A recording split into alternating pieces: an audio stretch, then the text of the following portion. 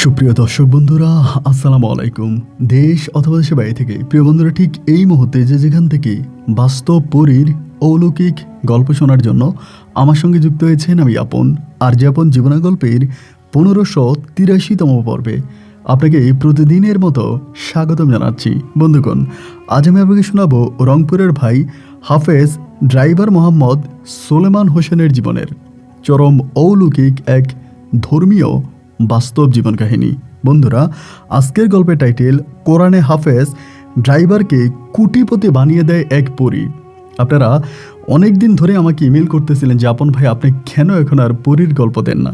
হ্যাঁ, আজ আমি আপনাদেরকে সম্পূর্ণ ব্যতিক্রম ধর্মীয় বাস্তব জীবনের গল্প শোনাবো। আমি পুরোপুরিভাবে বলি না যেটা কোনো পরীর গল্প।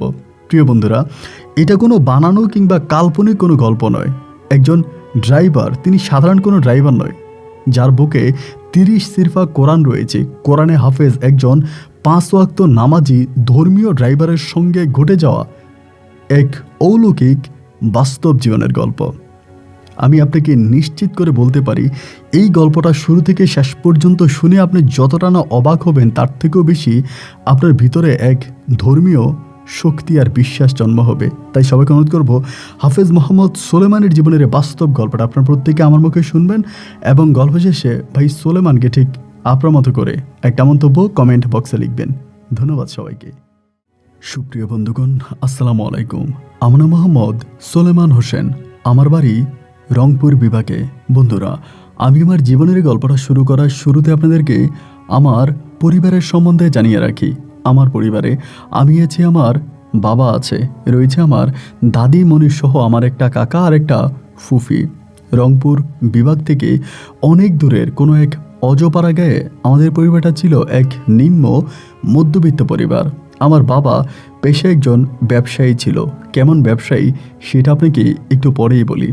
শুনেছিলাম আমাদের পরিবারে একটা সময় আমার মাও ছিল, কিন্তু আমি আমার বুঝ এবং বয়স হওয়ার পরে আমার মাকে দেখতে পাইনি।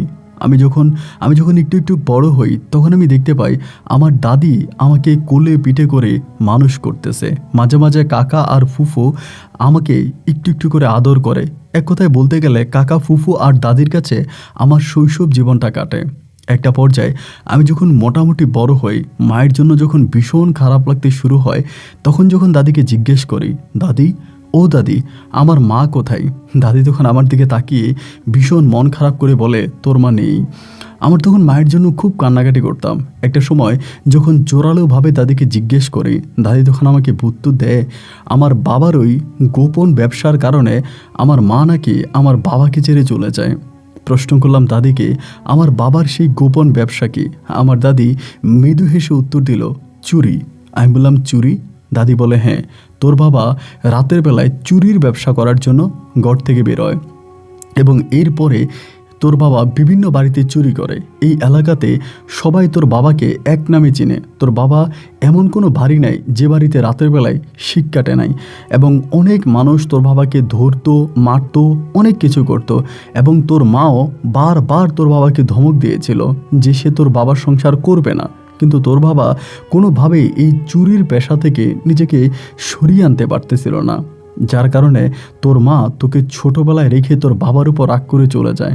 শুনেছিলাম দাদির মুখে মায়ের নাকি অন্যত্রে বিয়ে হয়েছে, কিন্তু বিয়ে হবার পরে মা আর কখনো আমাকে দেখার জন্য আমার ওই দাদার বাড়িতে আসেনি। আমি আমার দাদির সঙ্গে আস্তে আস্তে করে বড় হচ্ছিলাম। বিশ্বাস করবেন, আমার বাবা এমন এক নাম করা চোর ছিল। আমি স্কুলে ভর্তি হতে গেলে পরে আমাকে স্কুলে ভর্তি নিত না, বলতো আমি নাকি চোরের ছেলে। রাস্তাঘাটে চলাফেরা করতে গেলে সবাই বলতো এ হচ্ছে ভবিষ্যতের চোর। বাবার জন্য দিনে বা রাতে কোনো সময় মানুষকে মুখ দেখাতে পারতাম না। এই অপবাদ যে শুধু আমার ছিল তাও নয়, আমার দাদি, আমার কাকা, ফুফি, তারাও একইভাবে আমার বাবার ওই কৃতকর্মের জন্য তারাও দায় স্বীকার করে যাচ্ছে। তারাও মানুষের কাছে মুখ দেখাতে পারতো না। এমন করে আস্তে আস্তে করে আমি বেশ বড় হচ্ছিলাম। একটা সময় আমার দাদির মনে অন্যরকম একটা হিংসা জাগলো। হিংসা ঠিক বলবো না, একটা অন্যরকম কিছু জাগলো। দাদি বলতেছিল যে সবাই আমার বাবাকে চোর বলে ডাকে, আর আমাকে দেখলে বলে আমি চোরের ছেলে। বাবার নামে এই বাড়িটাকেও চোর বাড়ি নামে সবাই চিনে। আমার দাদি বলেছিল যে বাবা অপরাধ করেছে, আমি তো কোনো অপরাধ করিনি। আমার বাবার এই সমস্ত খারাপ কাজগুলো আমার সুফল দ্বারা আমার দাদি একদিন ঢেকে দেবে। আপনি শুনলে অবাক হয়ে যাবেন, দাদি এমনই এক স্বপ্ন দেখে যে দাদি এই বাড়িকে মাওলানা বাড়ি বানাবে। যে বাড়ি আমার বাবার নামে চোরের বাড়িতে পরিচিত, সেই বাড়িকে আমার দাদি মাওলানা বাড়ি তৈরি করবে। এই জন্য দাদি স্বপ্ন দেখেছে তিনি আমাকে কোরআনে হাফেজ একজন দিনদার আলেম বানাবে, এবং ওই আমার নামেই এই বাড়ির পুরো কলঙ্ক মুছে যাবে। এমনটি চিন্তা করে দাদি তার বাবার বাড়ি থেকে যে সম্পত্তি পেত, সেই সম্পত্তি বিক্রি করে আমাকে পড়াশোনা করাতে শুরু করে। নিজের সন্তানের মতো সকালবেলা মাদ্রাসায় নিয়ে যাইতো, আবার বাড়িতে নিয়ে আসতো। বাইরের ছেলেদের সঙ্গে মিশতে দিত না। দিনই শিক্ষায় আমাকে এমনভাবে দাদি শিক্ষিত করতে শুরু করে, আমার বাবার সমস্ত কৃতকর্ম যেন আমার ওই সুফল দ্বারা মুছে যায়, এমন স্বপ্নে আমার দাদি দেখত। এভাবে একদিন, 2 দিন, 3 দিন করে সময়গুলো সামনের দিকে অতিবাহিত হচ্ছিল। এমন করতে করতে দাদি সিদ্ধান্ত নিল যে তিনি আমাকে একটা মাদ্রাসায় রাখবে, মানে হেফজোখানায় রাখবে। এই সিদ্ধান্ত করে দাদি তখন আমাকে একটা মাদ্রাসায় ভর্তি করায় দেয়, মানে হেফজোখানা যেখানে কোরআন হাফেজ তৈরি হয়। তো সে মাদ্রাসা যখন ভর্তি করে দেয়, এটা আমার দাদার বাড়ি থেকে বেশ দূরের একটা জায়গা ছিল। আপনাকে একটা কথা বলে রাখি, ছোটোবেলা থেকে আমার ঠিক মনে পড়ে না যে আমার বাবা আমাকে কখন একটু কোলে নিয়ে আদর করেছে। বাবার তেমন কোনো স্মৃতি আমার মনে নাই। আমি সেই ছোট্টবেলা থেকে দাদির ভালোবাসা পেয়ে পেয়ে বড় হচ্ছিলাম। আমাকে যখন মাদ্রাসায় ভর্তি করানো হয়, আমার দাদি শুধু আমাকে যাইতো, দেখতো, আমার খোঁজ খবর নিত। বাবা কখনোই আমার কাছে যেত না। মাদ্রাসায় আমি যখন পড়াশোনা করি, সেখানে প্রায় 1 বছর কেটে গেছে। আনুমানিক 1 বছর কেটে যাওয়ার পরে একদিন হঠাৎ করে সকালবেলা আমার দাদি আমাকে নেওয়ার জন্য মাদ্রাসাতে আসছে, এবং দাদিকে দেখে আমি বেশ অবাক হয়ে গেলাম। দাদির চোখের পানি টলমল করতেছিল এবং দেখে মনে হচ্ছে দাদি কান্না করতেছে। আমি দাদিরে বললাম যে কী ব্যাপার, আপনি কান্না করতেছেন কেন, কি হয়েছে? দাদি আমাকে বলে তোর বাবা মারা গেছে। দাদির মুখে বাবার মৃত্যুর খবর শুনে বুকটা আমার একটুও কেঁপে ওঠেনি, কারণ বাবা বেঁচে থাকা আর মরে যাওয়ার মাঝে আমার কোনো পার্থক্য ছিল না, কারণ আমি আমার বাবাকে ঠিক দেখতামই না। তো এই জন্য আমি কোনো কিছু বলি নাই।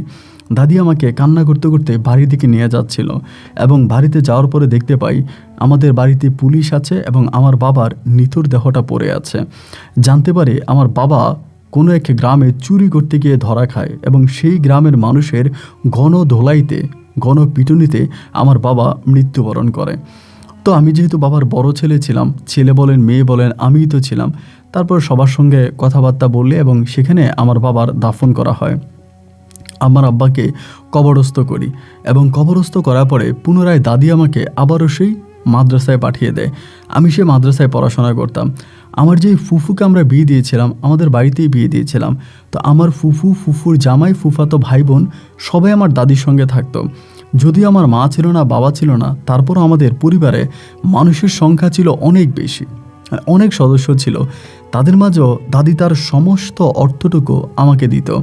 তার ভাইয়ের বাড়ি থেকে আনা সমস্ত টাকাগুলো দাদি আমাকে দিত, এবং আমার পড়াশোনার পিছনে দাদি অর্থ ব্যয় করত। এরকম করে দিন রাতগুলো কাটতে কাটতে একটা সময় আমি আল্লাহর অশেষ রহমতে কোরআনে হাফেজ হয়ে যাই। সেই মাদ্রাসা থেকে আমি হাফিজিয়া কমপ্লিট করি, এবং কোরআনে হাফেজ হয়ে যাওয়ার পরে আমি চিন্তা করতেছি এখন আমি কি করব। আমার বয়স তখন বেশ কম, এত ছোট বয়সে তো কেউ আর আমাকে কোনো ইমামতি চাকরিতে নেবে না। সে সময়তে পরিবারও বেশ অভাব ছিল, ঠিকমতো সংসার চলে না, এবং আমার ফুফাতো ভাই বোন সবাই আমার দাদির উপরে। আমার কাকা তেমন কোনো কাজকাম করতেন না, টুকিটাকি করতেন, না হলে করতেন না, এবং এভাবেই তখন আমাদের গোটা পরিবারটা পড়ে যায়। তো দাদি সবসময় আমাকে বলতো যে তুই কিছু একটা কর। তখন আমি তো হাফেজে শেষ করে ফেলি। তাই কিছু একটা কর, কিছু একটা কর, সবসময় আমাকে এটা বলতো। তো কী করব বলেন, আমাকে তো কেউ কোনো কাজও দেয় না, বা হাফেজ মানুষ কোথাও কাজও নিয়ে যায় না। এমন করতে করতে, খোঁজাখুঁজি করতে করতে খুব কম বয়সেই আমি তখন একটা চাকরির সন্ধান পাই, এবং এটা ছিল এমন একটা চাকরি যেটা কোনো বড় মসজিদ ছিল না, কোনো জামে মসজিদ না, বড় কোনো মসজিদ না। এটা একটা ইটের বাটায় একটা ছোট্ট মসজিদ, যেটাকে আপনি এবাদতখানাও বলতে পারেন। সেই ইটের বাটায় ছোট্ট মসজিদে আমাকে তখন ইমাম হিসাবে চাকরি দেওয়া হয়। তো আমি যেহেতু দেখতে শুনতে বেশ ছোট ছিলাম, বয়সের দিক থেকেও কম ছিলাম, তা আমার কথা হচ্ছে আমি যেখানেই চাকরি পাই আমি সেখানেই চাকরি করব, সেটা যেমনই হোক।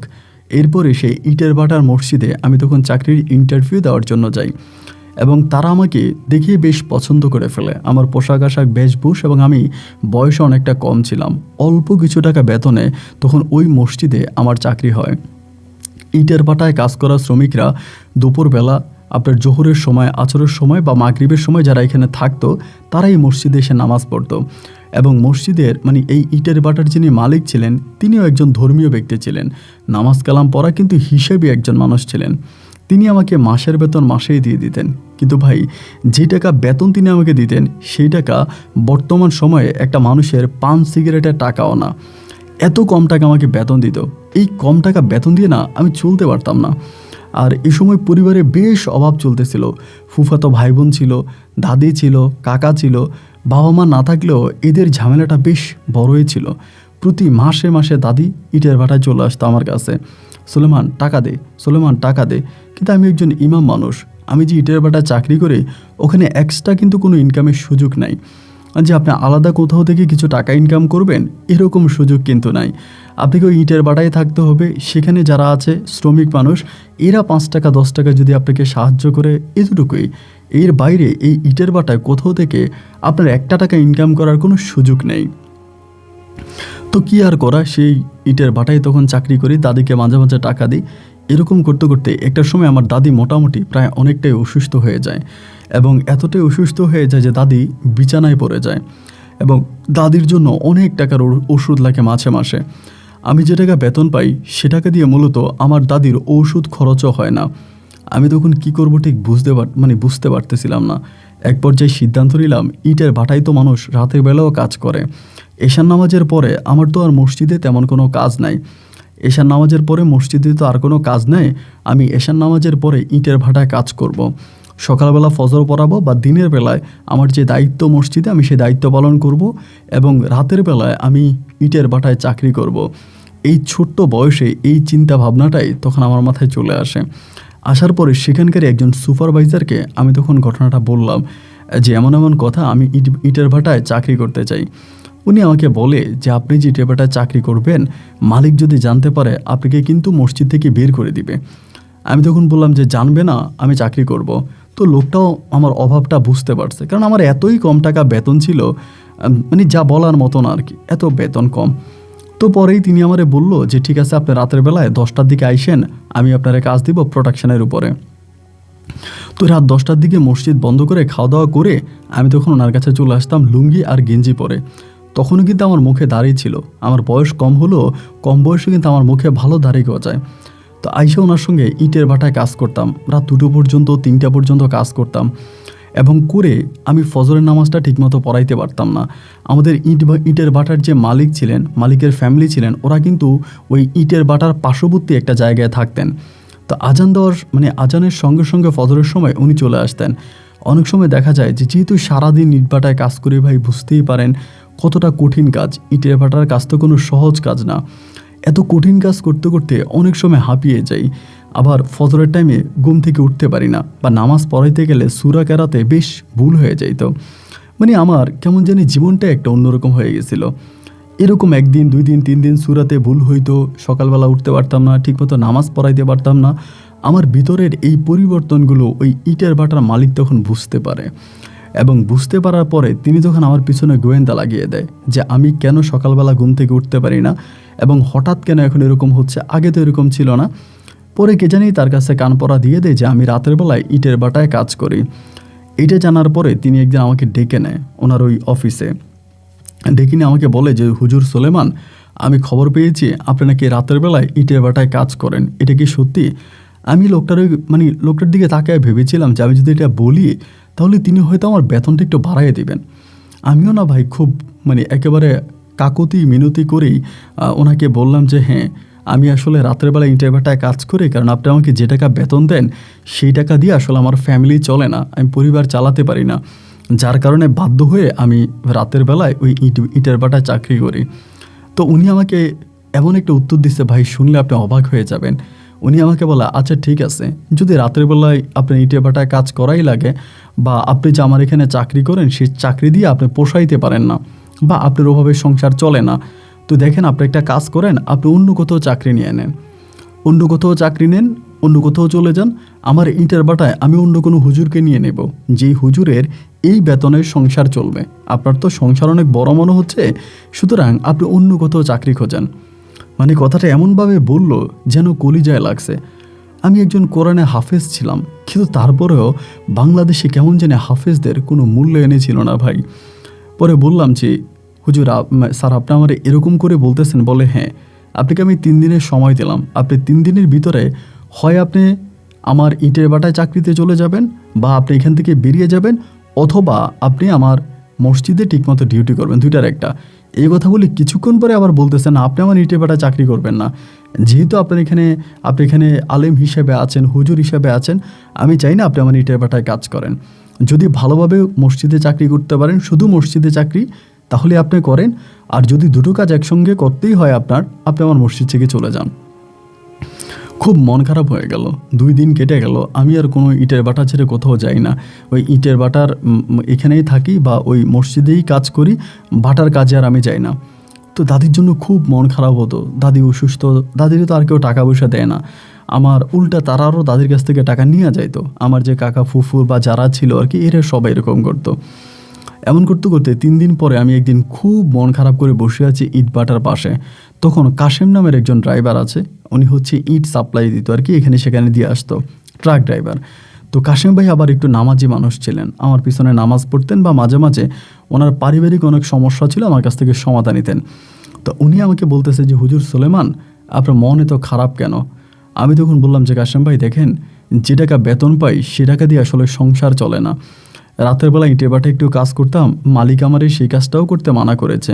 এখন দারিদ্র্য সীমার এতটাই নিচে পড়ে গেছে যে মনে হয় মানুষের পায়ের তলায় পিষে যাব, এই জীবন আর চালাতে পারছি না। ওই তখন আমাকে বললো যে আপনার পিছনে অনেক গিরিঙ্গি লেগে গেছে, অনেক মানুষ লেগে গেছে, আপনি এখানে দুটো কাজ করতে পারবেন না।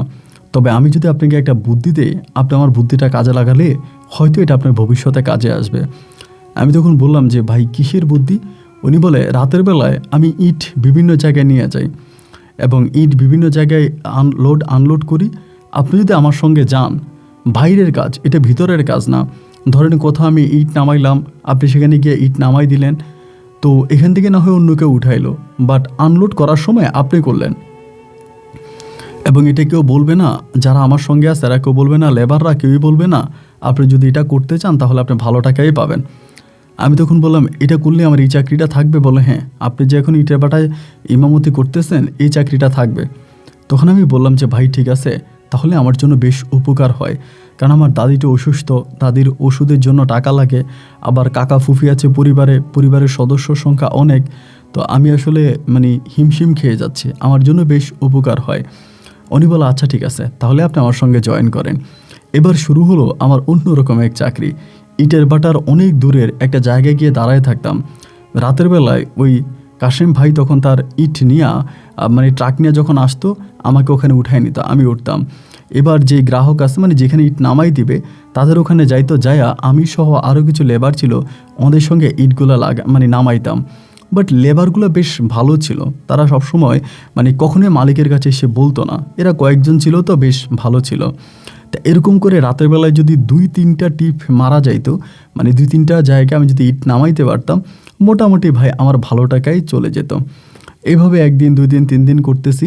তো এরই মাঝে কাশেম ভাই আরেকটা কাজ করছে আমারে, সেটা হচ্ছে কি উনি আমারে আস্তে আস্তে করে ট্রাক চালাইতেও দিত। আমি তো যাইতাম, গিয়া মাল নামাইতাম, এরপরেও তো ওনার সঙ্গে বসতাম সামনে, উনি আমাকে একটু একটু করে ড্রাইভিং শেখাচ্ছিল। একটা সময় উনি বলতেছে যে সোলেমান হুজুর, আপনার হাত তো মোটামুটি বেশ ক্লিয়ার আছে, আপনি অল্প সময়ে বেশ ভালোই গাড়ি চালাতে পারেন, আমি আপনাকে ট্রাক ড্রাইভারি শিখাবো, আপনি শিখবেন? আমি বললাম এটা শিখলে কি কোনো কাজে আসবে? উনি বলে হ্যাঁ, আপনি যে টাকা বেতন পান 6 মাসে, ওইটা আমি ট্রাক চালায়া 1 মাসে ইনকাম করি, আপনি চাইলে আমার সঙ্গে যোগ দিতে পারেন। আমি তখন বললাম যে হ্যাঁ, তাহলে যেটা করবই। তখন উনি আমাকে কী করতো, স্টার্টিংয়ে বসাইতো। আমি তখন ট্রাক চালাইতাম এবং ওই ইট নিয়ে যেখানে বিক্রি করছি তাদের বাড়িতে যাইতাম, ইট নামাই দিতাম, আবার খালি ট্রাক নিয়ে আসতাম। এভাবে মনে হয় অল্প সময়ের ভিতরে আমার হাতটা বেশ পাকাপোক্ত হয়ে গেছে, আমি বেশ ভালোই তখন ট্রাক চালাইতে পারি। তখনই কাশেম ভাই আমারে বললো যে সোলেমান ভাই, একটা কাজ করেন, আপনি একটা ড্রাইভিং লাইসেন্স বানিয়ে নেন। ড্রাইভিং লাইসেন্স বানায় নেন, আপনি ইমামতির পাশাপাশি এই কাজটাও করতে পারবেন। তো আসলে আমি তখন একটা ড্রাইভিং লাইসেন্স তৈরি করি। লাইসেন্সটা হয়ে যাওয়ার পরেই উনি আমারে বলল যে আপনি যদি ইমামতি ছেড়ে দেন আমি আপনাকে একটা ভালো চাকরি দিতে পারবো, বা আমার কাছে ভালো ভালো চাকরি আছে, ইটের ভাটায় ভালো ভালো চাকরি আছে, ইট ডেলিভারি দেওয়া, আপনি যদি যান আমি আপনাকে চাকরি দিতে পারবো। তা আমি তখন করলাম কি, সম্পূর্ণ নিজের ইচ্ছায় ওই ইমামতি চাকরিটা ছেড়ে দিলাম। আসলে বেশ কষ্ট নিয়ে বলি ভাই, যদি আল্লাহ রহমত হয় বা যারা আপনার মাধ্যমে আমার এই গল্পটা শুনবে তারা যেন অন্তত মসজিদের ইমামদের প্রতি একটু সদয়বান হয়, যেন তারা অন্তত এটা চিন্তা করে যে ওই মসজিদের ইমামের বেতন কত টাকা, এই টাকায় কি আমার পরিবার চলে। এবং একটা কোরবানির ঈদ গিয়েছে ভাই, বেশ দুঃখ করে আপনাকে বলি যে এই কোরবানির ঈদে আমার চোখের দেখায় প্রায় 100 জন ইমামের ভিতরে 95 জন ইমাম সাহেবে কোরবানি দিতে পারে নাই। তো আল্লাহ যেন সবাইকে একটু বোঝার তৌফিক দান করে। তো এই দুঃখ নিয়েই আমি তখন এই চাকরিটা ছেড়ে দিলাম, ইমামতের চাকরিটা ছেড়ে দিলাম। ইমামের চাকরিটা ছেড়ে এবার আমি ট্রাক চালাতে শুরু করলাম। আমি ট্রাক চালাচ্ছি এবং এভাবেই তখন আমার সময়গুলো কাটতেছে। তো তখন আমি ট্রাকে গেলাম, ট্রাক চালাইতেছি এবং একটা ভালোই চাকরি পাইছি, বেতনও বেশ ভালো ছিল। এইভাবে ইট ডেলিভারি করতাম, রাতে রাতে ইট পাঠাইতাম। এই করে যেহেতু আমি আলেম মানুষ ছিলাম, বসে বসে কোরআন তালাওয়াত করতাম, নিজে নিজে কোরআন পড়তাম এবং ট্রাক নিয়ে এখান থেকে ওখানে এইভাবে যাইতাম। এমন করতে করতে আমি তখন এই ট্রাকের একটা ভালো কভার ভ্যানের চাকরি পাই, যেটা হচ্ছে আপনার কুরিয়ারের মাল টাল সাপ্লাই করা, এবং এটা হচ্ছে ডিস্ট্রিক্ট রোডে, ঢাকা চিটং রোডের ওই দিকে, আমাদের চট্টগ্রাম রংপুরের রোডের ওই দিকে। তা আমি তখন চিন্তা করলাম যে আমি ওখানে চাকরি নেব, ওখানে বেতনটা বেশ ভালো। তখনও কিন্তু আমার দাদি মারা যায় নাই, দাদি বেঁচে আছে, এবং দাদির জন্যই কিন্তু আমার এত ত্যাগ, এত কষ্ট, এত কিছু। কারণ আমার কথা হচ্ছে আমি যে টাকা বেতন পাই সে টাকা দিয়ে যেন আমি আমার দাদিকে সুস্থভাবে রাখতে পারি, দাদিকে বাঁচাতে পারি। তো ট্রাক চালানোর পরে ভাই আমি বেশ ভালো টাকায় পাইছি এবং দাদিকে আমি হসপিটালে ভর্তিও করাইছি। আমি যখন প্রায় 2 বছর যাবৎ ট্রাক চালাই, বড় কভার ভ্যান চালাই, এই 2 বছরের মাথায় আমার দাদি ঘোরতর অসুস্থ হয়ে যায়। আমি আমার দাদিকে রংপুর থেকে ঢাকা মেডিকেল কলেজে পর্যন্ত ভর্তি করি। সেখানে আমার দাদি প্রায় 1.5 মাস পর্যন্ত মরণপণ যুদ্ধ করে মৃত্যুর সঙ্গে, এবং 1.5 মাস পরে আমার দাদি ঢাকা মেডিকেলে দাদি তখন মৃত্যুবরণ করে।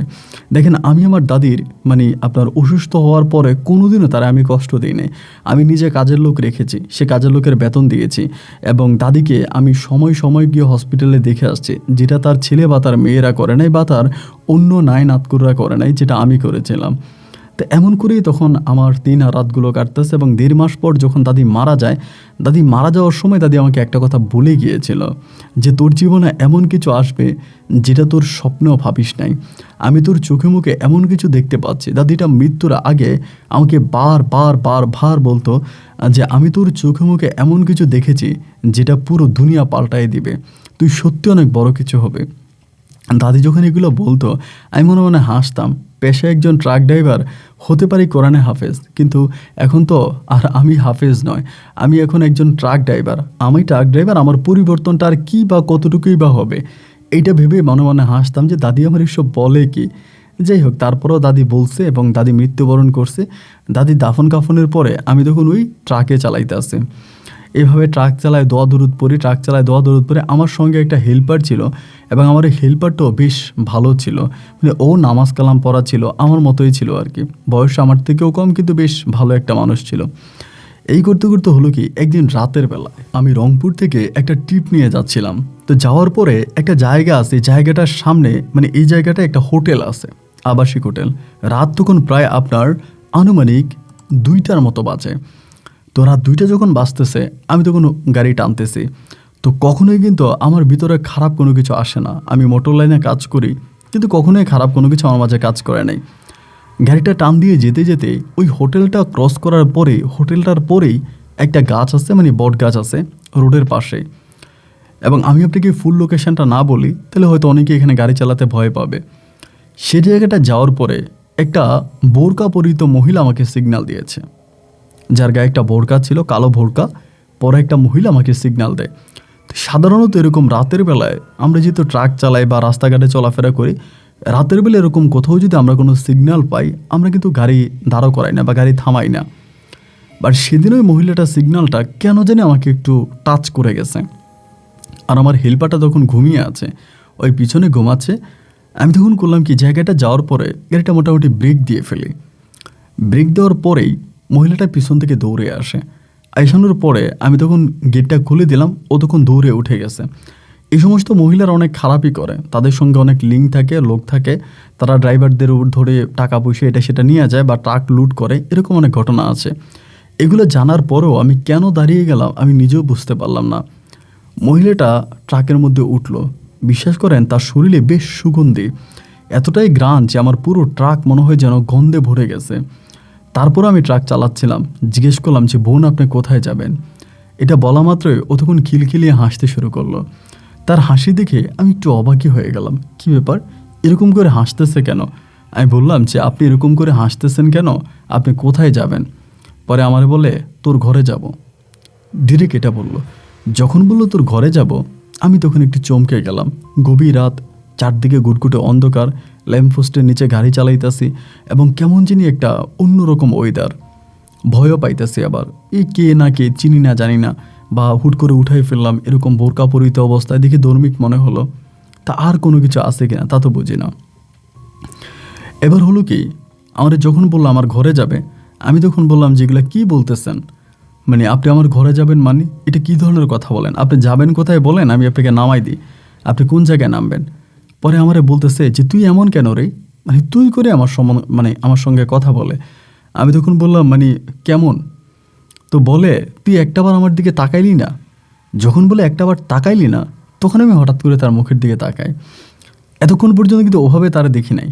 তার মুখের দিকে তাকাই দেখতেছি ভাই এটা খুব রূপসী একটা মেয়ে, এবং খুবই রূপসী, ঠোঁটের মধ্যে লিপস্টিক দিয়ে রাখছে, বোরকা পরা, খুবই সুন্দর চেহারা।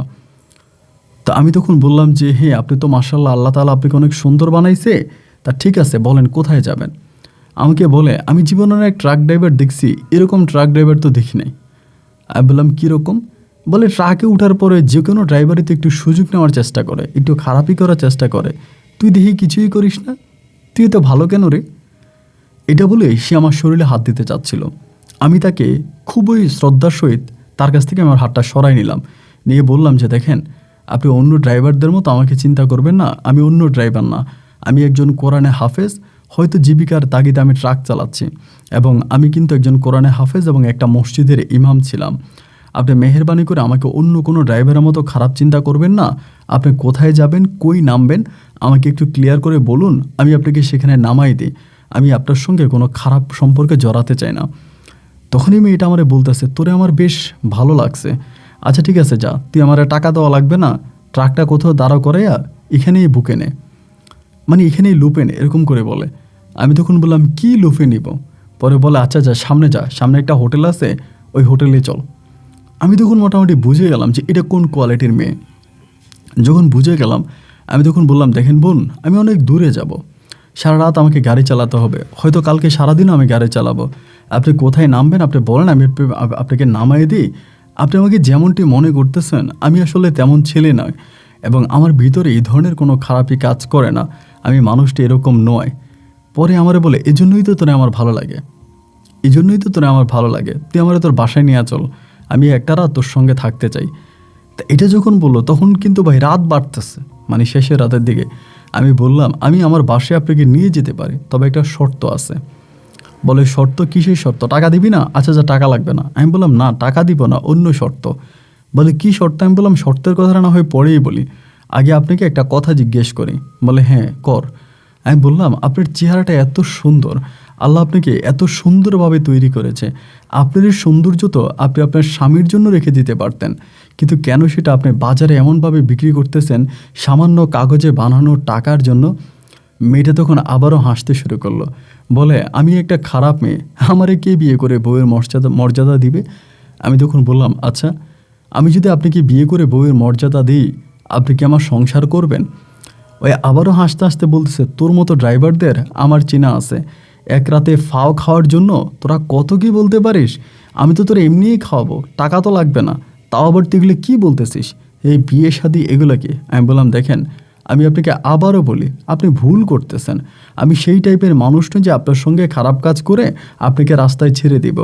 আমি সত্যি সত্যিই মন থেকে বলতেছি, আপনি যদি আমাকে বিয়ে করেন আমি আপনাকে একটা জীবন দিব, একটা সুখের জীবন, এবং আপনাকে আমি একজন স্ত্রীর মর্যাদা দিব, স্বামী হিসেবে থাকবো সারা জীবন, আপনাকে আগলিয়ে রাখবো। এই খারাপ জগৎ থেকে আমি আপনাকে একটা ভালো জগতে নিয়ে যাব। আমি একজন কোরআনে হাফেজ, আমার বাবাও একজন ভালো মানুষ, আমার মাও একজন ভালো মানুষ, আমি একটা ভালো ফ্যামিলির ছেলে, এমন করেই তাকে বলতেছি একটু বানিয়ে জানিয়ে।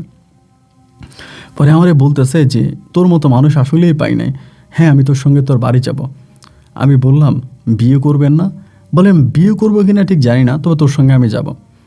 এই করতে করতে সে বসে আছে। একটা সময় মোটামুটি ফজর আজান দিয়ে দিছে, তবে ফজর আজান যখন দিচ্ছে তখন সে কেমন জানি চুপ হয়ে যায় এবং মাথাটা তার ঘুরে ঘুরে একটা ভাব, অস্বস্তি অস্বস্তি একটা ভাব লাগে। মানে যতক্ষণ আজানটা চলে ততক্ষণ। আজানটা শেষ হওয়ার পরে সে আবারও বসে আছে। আমার হেল্পারটা তখন ঘুম ভাঙছে, ভাঙার পরে দেখলো যে এই মহিলা, ওই মনে করছে আমি যাত্রী উঠাইছি। ওই আমারে বলতেছে ওস্তাদ যাত্রী কেন উঠাইলেন, সামনে তো চেকপোস্ট আছে, পুলিশ যদি চেক করে তাহলে তো ঝামেলায় পড়বো। আমি বললাম এটা তো যাত্রী না। বলে কে? আমি বললাম এটা তোর ভাবি। তো মেয়েটা তখন আর কোনো কথা বলে না। আমার হেল্পার বলে বলেন কি ওস্তাদ, আপনি বিয়ে করলেন কবে? আমি বললাম হ করছি, এখনই করছি। তো ওইটা আবার আমারই চিনে, আমি খারাপ কোনো মানুষ না বা খারাপ কোনো কাজও করি না। মোটামুটি সামনে যাওয়ার পরেই তখন একটা চেকপোস্টের মধ্যে পুলিশ আমার মালামাল চেক করলো গাড়ির এবং জিজ্ঞেস করলো পাশে থাকে এই মহিলাকে। আমি পুলিশের কাছে উত্তর দিলাম এটা আমার বউ। সাথে সাথে পুলিশ আমাকে ছেড়ে দিল। আমি যখন যাচ্ছিলাম মেয়েটা তখন একটু কেমন জানি আরও চুপ হয়ে গেল। মানে এতক্ষণ ধরে কথার ঝুড়ি ছড়াচ্ছিল, চটপট চটপট পটপট পটপট করতেই ছিল, বাট এখন কেমন জানি একেবারে চুপ হয়ে গেছে, এখন আর কোনো কথা বলে না। আমি তখন বললাম কি ব্যাপার, আপনার মুখে খইফোঁটা বন্ধ হয়ে গেল কেন, এখন আর কথা বলেন না কেন? বলে না, জীবনে এই প্রথম একটা ভালো পরিচয় পাইছি।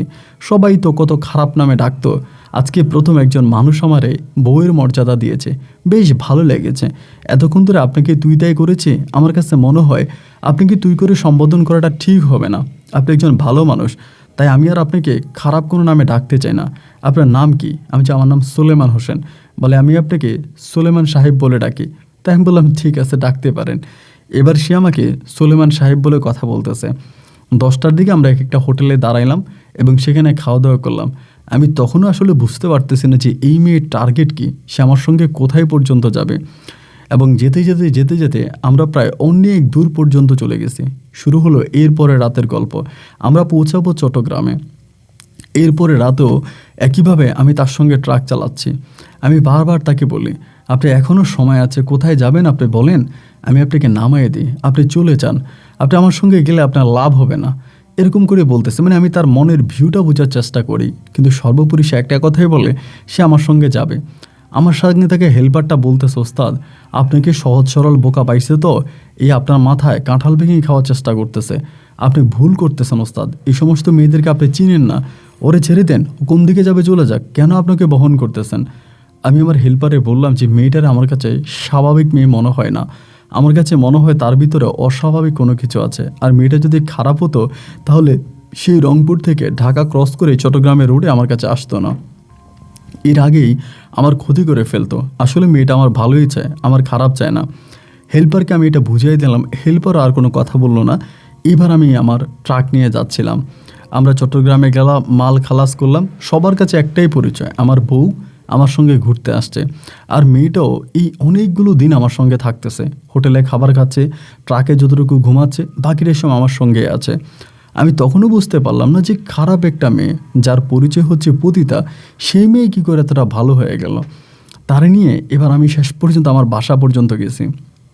আমি একটা বেসালার বাসায় থাকতাম, ওখানে 2টো রুম ছিল। এক রুমে আমার হেল্পার থাকতো, অন্য রুমে আমি থাকতাম। এই মেয়েটা যাওয়ার পরে আমি তখন আমার হেল্পারকে নিয়ে এক রুমে থাকি, মেয়েটা অন্য রুমে থাকে। আমি একটা লম্বা ট্রিপ মেরে প্রায় 3 দিনের মতো আমি প্রায় বাসায় বা আশেপাশে ছোটো ছোটো ট্রিপগুলো মারতেছিলাম। এভাবেই 2-3 দিন পার হয়ে যাওয়ার পরে আমি দেখতাম কি মেয়েটার ভিতরে একটা অন্যরকম কিছু, মানে আমাকে বিয়ে করবে, আমার সঙ্গে সংসার করবে, এরকম কোনো কিছু আমি তার মাঝে পাই না। সে কেমন জানি উরুচণ্ডী দাসের মতো, কখন কি বলে আর না বলে তার কোনো ঠিক নাই। এই দিকে সব কিছু ঠিক, একটু পরেই সব এলোমেলো। এখন বলে এক কথা, একটু পরেই বলে আরেক কথা। তার কথা এবং কাজের আমি কোনো রকমেরই মিল পাচ্ছি না। ঠিক বুঝতে পারতেছিলাম না যে এই সময় আমার কি করা উচিত। এইভাবে দিন রাতগুলো কাটতে কাটতে আমি একদিন আমার পাশের বাড়ির একটা মহিলাকে বিষয়টা জানালাম। মানে একটা ভাবি আছে সম্পর্কে, সে ভাবিকে আমি জানাইলাম, পাশের বাড়ির বলতে পাশের বিল্ডিংয়ের। ভাবি তখন আমারে বলতেছে যে সোলেমান ভাই, আপনি তো বুঝেন না এরকম মেয়েরা খারাপ হয়, ওরে বিদায় করে দেন। কিন্তু আমার মনের ভিতরে বারবার একটা প্রশ্নই আসতেছে রে ভাই, সে আমার ঘরে তো এতদিন ধরে ছিল, যদি সে চোর হতো বা খারাপ কিছু হতো তাহলে তো আমার ঘর থেকে আমার টাকা পয়সা এটা ওইটা নিয়ে চলে যেতে পারতো। বাট আমি তো তার মাঝে খারাপ কোনো কিছু দেখলাম না, আসলেই তো সে খারাপ না, তাহলে কেন সবাই তাকে খারাপ বলে? এমন করে আরও অনেকগুলো দিন কেটে গেল। কেটে যাওয়ার পরে একদিন তারা আমি বললাম যে দেখো, ও আচ্ছা, সে বলেছিল তার নাম ছিল রূপালী, এইটাও সে জানে না সে কি হিন্দু না মুসলিম। আমি তারা কখনো নামাজও পড়তে দেখি নাই, পূজা দিতেও দেখি নাই। আমি যখন তারা জিজ্ঞেস করলাম তুমি কি হিন্দু না মুসলিম, ও বলে জানি না।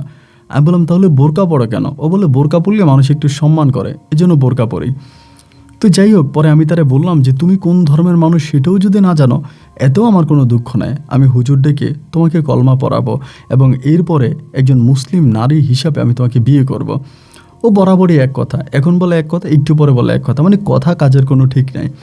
এভাবে দিনের পর দিন যাইতেছে, বাসার মধ্যে থাকতেছে, খাওয়া দাওয়া করতেছে, রান্নাবান্না করতেছে, কিন্তু হ্যাঁ, এটা সত্যি যে আমার সঙ্গে খারাপ সম্পর্কে মিলিত হতে চাচ্ছে, যে খারাপ কোনো একটা সম্পর্ক আমার সঙ্গে করবে এরকম কিছু।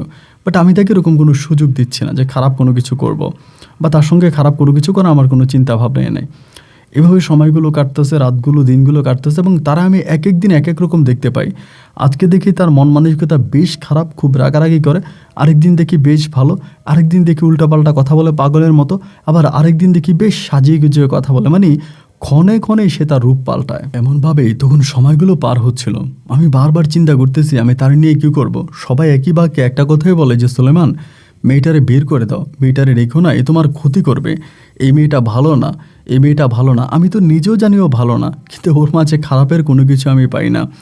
সময় যত সামনের দিকে যাচ্ছে তাকে নিয়ে কৌতূহল ততটাই বাড়তেছে।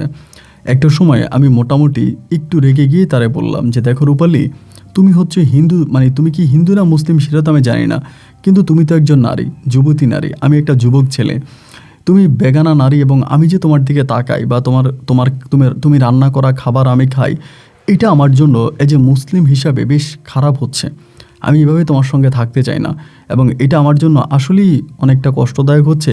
যদি তুমি আমাকে বিয়ে করো তাহলে তুমি আমার সঙ্গে থাকো, আর যদি তুমি আমাকে বিয়ে না করো তাহলে প্লিজ তুমি এখান থেকে চলে যাও, আমি তোমাকে আমার ঘরে রাখবো না।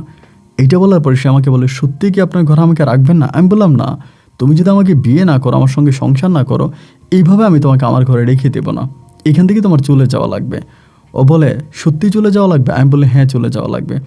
তা আমি ভেবেছিলাম এটা বললে হয়তো তার মাঝে একটু পরিবর্তন আসবে, সে হয়তো আমাকে বিয়ে করবে বা আমার সাথে সংসার করবে। ভাই সত্যি কথা বলতে কি আমি চাচ্ছিলাম সে আমাকে বিয়ে করুক, করলে তার সঙ্গে আমার একটা সংসার হবে এবং আমার বাচ্চা কাচ্চা হবে। আমার তো সব কিছু আজ থেকেও নাই, আমি আমার চাচাদের কাছে যাই না, কারো কাছেই যাই না, বাবা মা তো মারাই গেছে একরকম, আর যেই আছে আর কি দাদি আছে সেও তো মারা গেল। তা আমি আসলে যাবোটা কোথায়? যাওয়ার মতো কোনো জায়গা নেই। ভেবেছি মেয়েটা যদি খারাপ লাইনে থাকে, প্রতি রাতে কত পুরুষের সঙ্গে খারাপ কাজ করবে, কত পাপ হবে, আর আমি যদি তারে বিয়ে করি, তারা একটা সংসার দেয়, তাহলে এই সমস্ত পাপ থেকে সে সাফ হবে, একটা ভালো জীবনে আসবে। আমি এই চিন্তা ভাবনাগুলো করি, তখন এটা সিদ্ধান্ত নিলাম যে না, আমি এটাই করব। বাট যতই বুঝাই, যতই বলি, সে আমার কোনো কথাই শোনে না। একদিন রেগে মেগে আমি তারে বলতেছি, এই তুমি ব্যাগ ট্যাগ সব কিছু নাও তো, আমি আর তোমার সঙ্গে থাকবো না, আমি তোমার যেখান থেকে আনছি তোমার সেখানে দিয়ে আসবো। এটা বলার পর তখন আমাকে একটা হাসি দিল, হাসি দিয়ে বলে সত্যি দিয়ে আসবেন? আমি বলি হ্যাঁ, তুমি যেখান থেকে আনছি আমি তোমাকে সেখানে দিয়ে আসবো, আমি আর তোমাকে এখানে রাখবো না, তুমি ব্যাগ ট্যাগ রেডি করো। তো সে কী করলো, তার জামা কাপড় মোটামুটি যা যা ছিল সব কিছু নিয়ে নিছে, নিয়ে আমারে বলতেছে, তখন প্রায় রাত 8টার মতো বাজে, আমারে বলে আপনি আমাকে যেখান থেকে গাড়িতে উঠেছেন আমার সেখানে নামাই দিয়ে আসেন। তা আমি ভেবেছিলাম যে মেয়েটার সম্ভবত কোনো একটা হোটেল আছে বা হোটেলটা আবার খারাপ লাইনে চলে যাবে।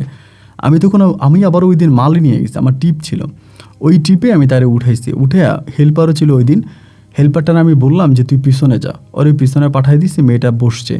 আমি তখন ট্রাকটা নিয়ে যাইতেছি আর তারা বলতেছি তুমি আজকে এতদিন ধরে আমার সঙ্গে আছো, এতটা দিন আমার সঙ্গে আছো, আমি ভেবেছিলাম যে তুমি ভালো লাইনে চলে আসবা। আমি তো জানি এই লাইনে মেয়েরা বিপদে পড়ে যায়, হয় কেউ বিক্রি করে দেয় বা পারিবারিক অভাব অনটনের কারণে চলে যায়, বাট তোমার মাঝে আমি এরকম কিচ্ছু দেখি নাই। তোমার তো আমি বলেছি আমার সঙ্গে সংসার করো, আমার সঙ্গে থাকো, তুমি তারপরে খারাপ লাইনে কেন যাচ্ছ? ওই দিন মেয়েটা খুব চুপ, কোনো কথা বলে না এবং একেবারে চুপচাপ হয়ে আছে। তো তারা আমি নিতে নিতে ওই যে বটগাছের কাছাকাছি চলে আসছে। আসার পরে আমি বললাম তোমারে কিন্তু সামনে নামাই দিব। বলে হ্যাঁ আমি নেমেই যাব। মানে তার ভিতরে কোনো নাই। আমি শেষ পর্যন্ত বুঝলাম যে আসলে সে ভালো হবার মেয়ে না, আমার সঙ্গে সংসারও করবে না, ভালোও হবে না, তো খারাপই থাকবে, ওই খারাপই, সোজা এটাই মেনে নিলাম। সে জায়গাটা যাওয়ার পরে মানে ওই ট্রাক মানে আপনার বটগাছটার নিচে যাওয়ার পরে ও ট্রাক থেকে নেমে যাচ্ছে আর আমাকে বলতেছে যে তুই মানুষ ভালো। কথাটা এমন করে বলতেছে, মানে একটু অন্যরকম করে বলতেছে যে তুই মানুষ ভালো, আমি চলে যাচ্ছি, তবে আমি তোর কাছে আবারও আসবো, যদি তুই আমারে চিনতে না পারিস তবে তোর জীবন পাল্টে দিব। ওই দিন যে কথাটা বললো একেবারে বড় মানুষের মতো, একেবারে বড় মানুষের মতো, শিক্ষিত লোকের মতো এই কথাটা বললো, মনে হয় যেন একটু পণ্ডিত টাইপের কথাটা বলছে। বলার পরে আমি বললাম এই কী বললা, এই তুমি কি বললা? কিছু বলে না, বলতেছে যে আমি যদি তারে চিনতে না পারি তাহলে সে আমার জীবন পাল্টাই দেবে। আমার হেল্পার তখন বলতেছে যে ওস্তাদ গাড়ি তাড়াতাড়ি টান দেন, এই জায়গাটা ভালো না, এখানে চিন্তায় ডাকাতি মাকাতি হয়, আপনি টান দেন। মেয়েটারে নামাই দিয়া আমি তখন ট্রাক্টরে টান দিলাম। টান দিয়ে রে ভাই সামনের দিকে যাচ্ছি আর মনে মনে চিন্তা করতেছি, এতদিন মেয়েটা আমার বাসায় ছিল, আমার বাসায় রান্না বান্না করতো, আমার জামা কাপড় ধুয়ে দিত, মানে তার সবই ছিল, শুধু বিয়ের কথা বললেই সে রাজি হতো না, বিয়ে করতো না, বা বিয়ের বিষয় নিয়ে কথা বললেই সে রেগে যেত।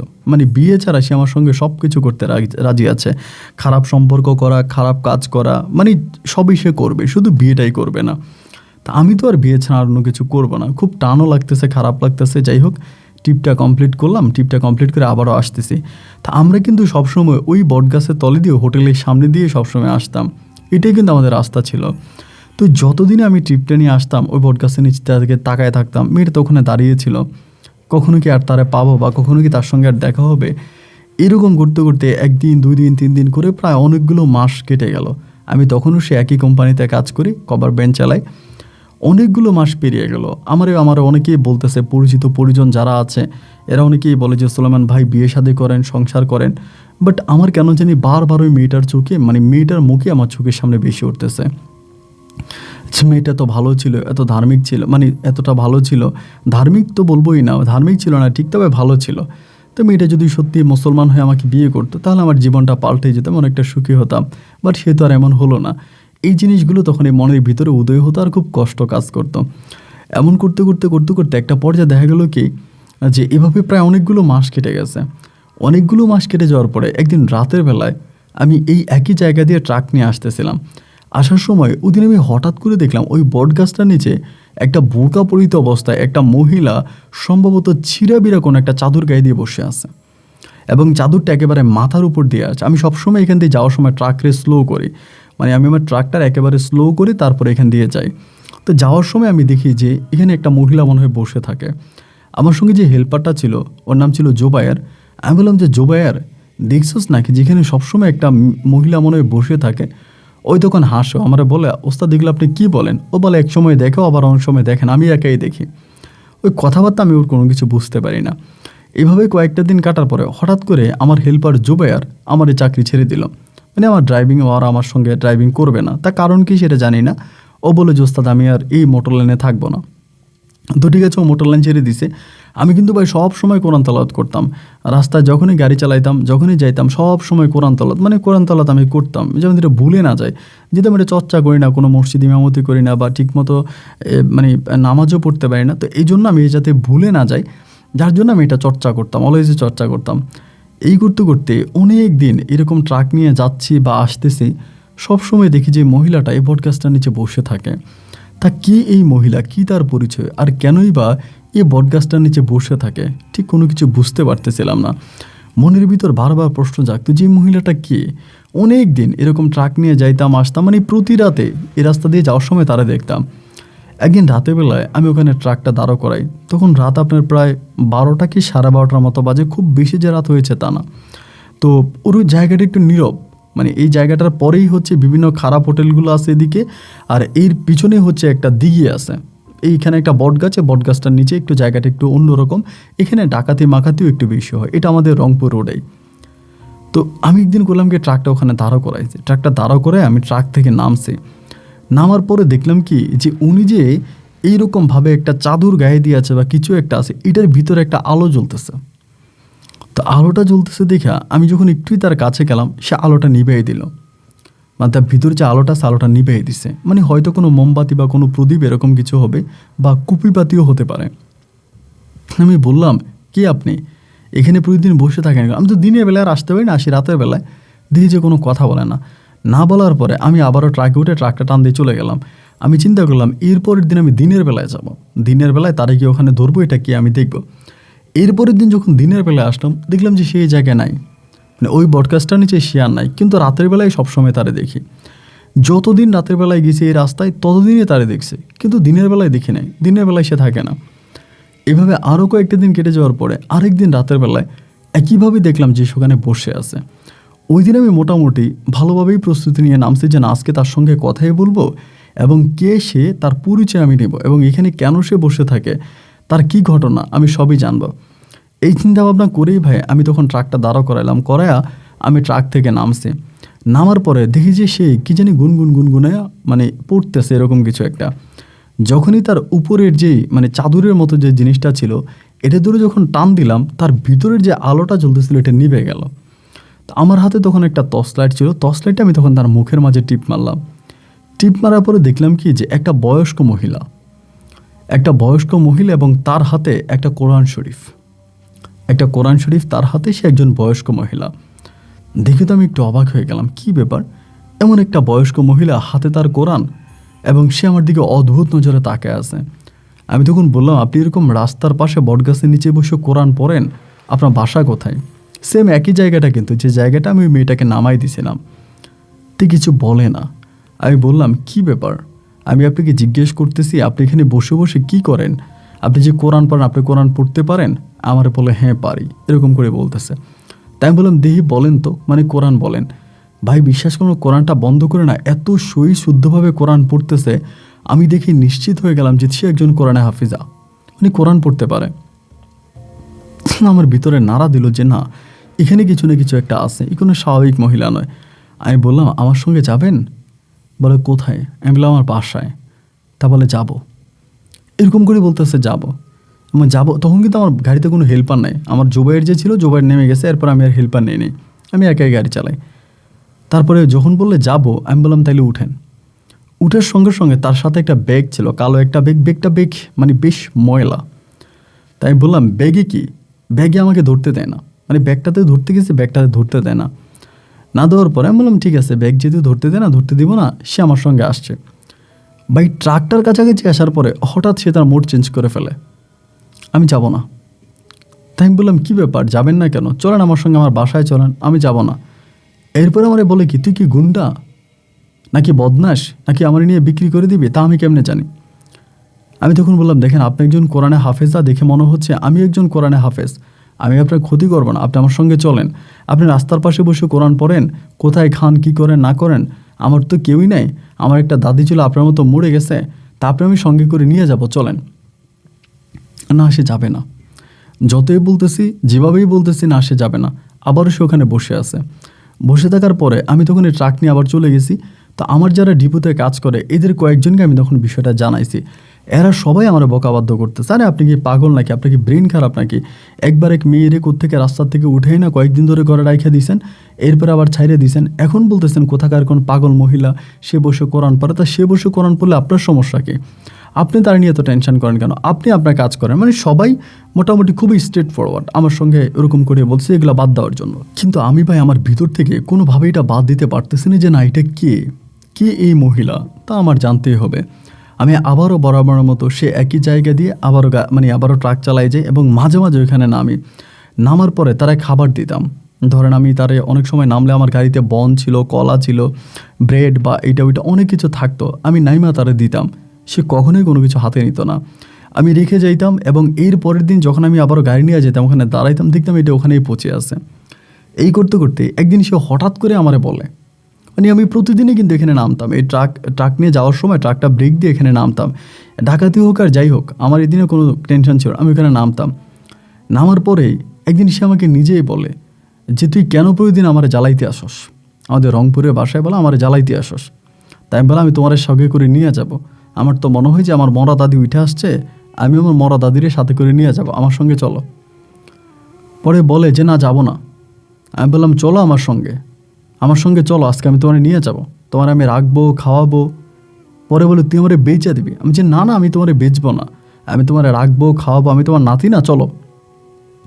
এই করে জোরাজোরি করার পরে এই দিন সে আবার উঠছে যাওয়ার জন্য। এবার উঠছে, ওইটা ট্রাকের মধ্যে উঠছে, আমি ওইটা দিছি টান দেওয়ার পরে তার মুখটা কিন্তু দেখা যায় না, মুখটা এরকম করে ঢেকে রাখতেছে খুব পর্দা করে, কিন্তু শরীরের পোশাক আশাকগুলো বেশ পুরনো, ছিঁড়াবিড়া, কিন্তু ময়লা না, দুর্গন্ধ না, এরকম না। তো তারে নিতেছি একদম প্রায় সকালের কাছাকাছি হয়ে গেছে, ডিপুতে চলে গেছি। ডিপুতে যাওয়ার পরে একটা দোকানের সামনে নামাইলাম, নামিয়ে চিন্তা করতেছি তারে যে আমি এখানে রাখা যাবো, সে দোকান থেকে চলে যাবে, চলেও যেতে পারে, যেহেতু পাগল মানুষ।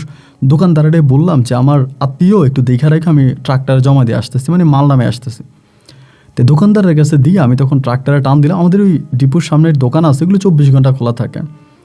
মালগুলো সাপ্লাই দিয়ে ট্রাকটা বুঝিয়ে দিয়ে আমি আইসা দেখি যে ওই দোকানের সামনে বসে আছে। দোকানদার ভাইরে বললাম কোনো কিছু খাইছে? বলে না, কিছু খায় নাই।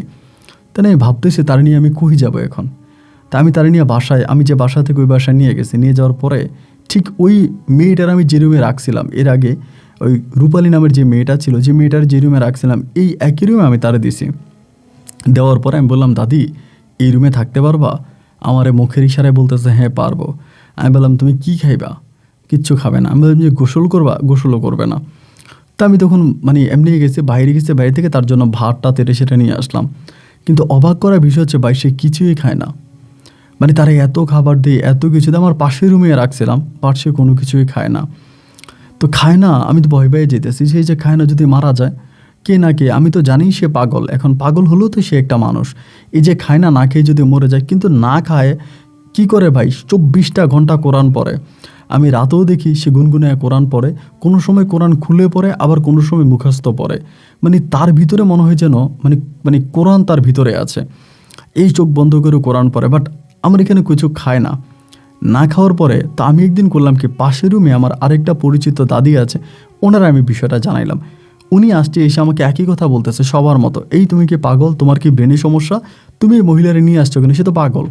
আমি বললাম ওরে আপনারা পাগল বলতেছেন, আমার তো তারা পাগল মনে হয় না, আমার মনে হয় সে একজন কোরআনে হাফেজ, এবং সে এমনভাবে মানে হাফিজিয়ান পড়তেছে, মানে আমার কাছে তার অন্যরকম মনে হইতেছে, মানে স্বাভাবিক নয়, সে স্বাভাবিক মানুষের মতো নয়, তার মাঝে অস্বাভাবিক কোনো কিছু আছে। আবার কি হইতো জানেন, নামাজের সময় যখন হতো না, সে ওভাবে নিয়ম মানে এভাবে সেজদা দিয়ে ওভাবে নামাজ পড়তো না, কিন্তু হাত দুইটা জোর করে সে এমনভাবে নামাজের শুরুতে বসে মানে চোখের পানি ঝরাই দিত, কান্না করতো। এগুলো আমি অনেকদিন আমার চোখে দেখছি। তো বুঝতে পারতাম না যে আসলে সে কী চায় বা কী করে। এমন করে 1 দিন 2 দিন 3 দিন 4 দিন সময়গুলো কাটতেছে, বাট সে ভালো হয় না। একদিন হলো কি, আমি একটা কবিরাজ নিয়ে আসছি। আমি মনে করছিলাম তার উপরে মনে হয় খারাপ জিন টিন ভর করছে, এবং এই খারাপ জিনের কারণে মনে হয় সে এরকমটা করতেছে। একদিন একটা কবিরাজ নিয়ে আসছিলাম। তো কবিরাজটা বেশ ভালোই ছিল, এটা পাশাপাশি একটা মসজিদের কবিরাজ। কবিরাজটা না আনার পরে কবিরাজ তারা দেখা কী জানি বুঝছে আমি জানি না, বের হয়ে আমারে বলতেছে যে সোলেমান সাহেব এরে কোত্থেকে আনছেন? বলে এমন এমন জায়গা থেকে আনছে, বলে যদি বাঁচতে চান সেখানেই তারা দিয়ে আসেন। আমি বললাম যেটা আপনি কী বলেন? আপনি আনলাম যে তার উপরে কোনো জিনের ভর আছে কিনা, বা তার কোনো জিনে আক্রমণ করতেছে কিনা, এইটা জানার জন্য। আর আপনি এগুলো কী বলতেছেন? তা এই হুজুর আমারে বলতেছে সে তো নিজেই জিন। আমারে বলে আচ্ছা কী বলেন, সে নিজেই জিন? তা হুজুরের কথাবার্তা আমার কিছু বিশ্বাস হলো না। হুজুর চলে গেছে, আমি আবারও গেছি, যে বলতাম যে কী খাবেন দাদি? ও দাদি কী খাবেন? মানে উনি বড় জোরে যেটা খাইতো, মানে আমি দেখতাম খুব বেশি হলে হয় একটা কলা খাবে অথবা একটু পানি খাবে, তাও এটা কি সারাদিনে একবার, তাও খুব জোরাজোরি করে খাওয়ানো লাগতো। খাই না, মানে টোটালিই খায় না, এবং গুনগুনিয়ে সারাক্ষণ খালি কোরআন পড়তে থাকে। এভাবে চলতে চলতে একদিন আমি যে বাসায় ভাড়াতে থাকতাম, ওই বাসার বাড়িওয়ালা বিষয়টা জানতে পারছে। জানতে পারার পরে সে আমার নিয়ে গেছে, নিয়ে গিয়ে বলে যে তুমি এর আগে একটা মেয়ের আইনা বাসা অনেকদিন রাখলা, রাইখা মেয়েটারে পাঠাই দিলা, এখন কোত্থেকে আরেকটা পাগল আইনা বাসায় ঢুকাইলা, ওইটারে রাখতেছ, তুমি আমার বাসা ছেড়ে দাও। মানে ডিপুর মধ্যে একটা বাসা ছিল, ভাড়া বাসা আর কি, তুমি আমার বাসা ছেড়ে দাও। আমি বাড়িওয়ালারে বললাম যে দেখেন এটা কী বলতেছেন, আমি বাসা ছেড়ে দিব, হঠাৎ করে আমি এখন বাসা কোথায় পাবো? বলে যদি বাসা না পাও তাহলে তোমার বাসায় যে পাগল ছাগল আছে সেগুলো বের করে দাও, এরকম পাগল ছাগল বাসায় রাখবে না। তখন আমি বললাম যে আচ্ছা ঠিক আছে, আমি ওনারে বের করে দিব, আমার 2 দিন সময় দেন। বলে না 2 দিন না, এখনই বের করে দিবা, এই মুহূর্তে বের করে দিবা। তো যখন এই মুহূর্তে বের করে দিতে বললাম, আমি বললাম যে আমি এই মুহূর্তে কীভাবে ওনারে বের করে দিব? আপনি এটা বললে হলো নাকি? বলে এখন তুমি বাসায় যাবা, হয় পাগলটারা বাসা থেকে বের করবা, তা না হলে তোমার যত মালামাল আছে যা কিছু আছে সব কিছু নিয়ে তুমি বেরিয়ে চলে যাবা। আমার বাসার দরজাটা কিন্তু খোলা ছিল, আমার বাসাটা ছিল দোতলায়, এবং এই পাশে মানে আমার বাসার পাশেই ছিল বাড়িওয়ালার বাসা। আমি বাড়িওয়ালার বাসায় কথা বলতেছিলাম, আমার ঘরের দরজাটা খোলা ছিল। কথাটা খেয়াল করে শোনেন।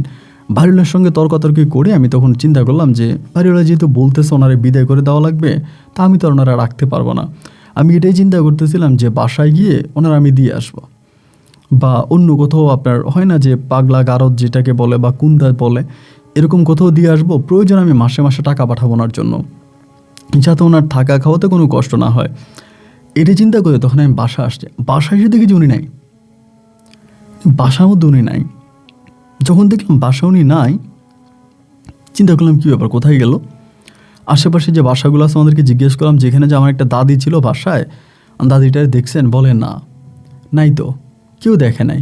আমি নিচে তারে খুঁজতে গেলাম, অনেক খোঁজাখুঁজি করলাম, ডাইনে বামে এখানে সেখানে, কোনো জায়গায় তারা পাইলাম না। তাই আমি ভাবছি যে সে হয়তো যেহেতু পাগল ছিল, ব্রেন আউট ছিল, হয়তো বাসা থেকে বেরিয়ে চলে গেছে, কোথাও না কোথাও চলে গেছে। আমি আবারও বাসায় আসছি, আইসা খোঁজাখুঁজি করলাম, রাত হয়ে গেল, তার কোনো সন্ধান পাওয়া গেল না। রাত হয়ে গেছে, কিরে কই চলে গেল মানুষটা, কোথায় গেল খবর নাই। পরের দিন আবার আমার টিপ ছিল, আমি আর টিপে চাই না, টিপে না গিয়ে এর পরের দিনও তারে খুঁজছি। সকাল থেকে বিকাল অবধি খুঁজলাম, বিভিন্ন জায়গায় খোঁজাখুঁজি করছি, পাই নাই। আইসা প্রায় 2টার দিকে তখন বাসায় আসছে। বাসায় আসার পরে আমি তার রুমের মধ্যে গেলাম। রুমের মধ্যে গিয়ে অবাক করা বিষয় কি দেখলাম জানেন? তার যে পায়ের জুতা আমি কিনে দিয়েছিলাম, সে যদিও জুতা পরতো না, ওই জুতাগুলো নাই। যে জুতা আমি তারা জোর করে পরাইতাম, যে জুতা পরো দাদি জুতা পরো, সে পরতো না, এই জুতাগুলো নাই। তার কাছে একটা কোরআন শরীফ ছিল যেটা সে নিয়ে আসছিল তার সঙ্গে করে, ওই কোরআন শরীফটা নাই।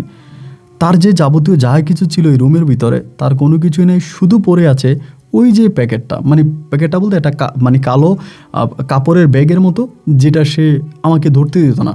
মানে ওইখানে যখন সে বটগাছের নিচে বসেছিল তখন আমাকে এটা ধরতে দিত না। আমি যদি বলতাম যে দাদি এটা কী দেখি, ওইটা ধরতে দিত না, মানে ওইটাকে হাত লাগাইতে দিত না। ওইটার মধ্যে কি আমি জানি না, অনেক সময় হয় না যে পাগল ছাগলেরা অনেক এরকম অনেক কিছু ইয়ে করে রাখে, যেটা তা আমি ভাবলাম যে এরকম কিছু একটা।